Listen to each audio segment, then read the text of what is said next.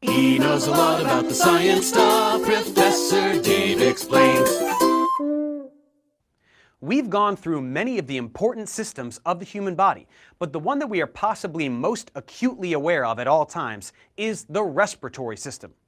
Every couple of seconds, we breathe in air from the atmosphere and then breathe out.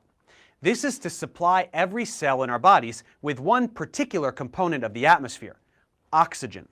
Our cells need oxygen to perform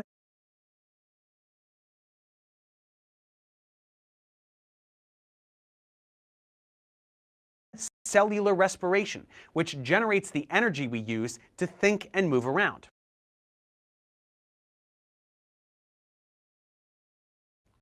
Without oxygen, we can't produce energy, and we don't last very long. So, how exactly does the respiratory system work? Let's take a closer look now.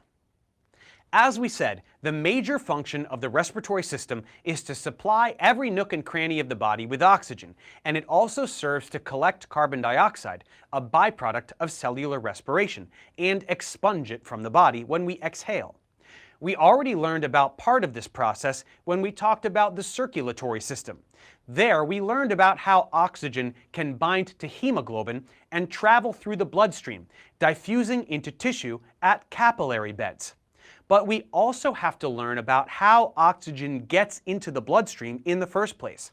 And for that, we need to understand pulmonary ventilation, also called breathing, whereby oxygen enters the lungs from our surroundings, as well as external respiration, which is how oxygen gets from the lungs to the blood, and how carbon dioxide gets from the blood to the lungs.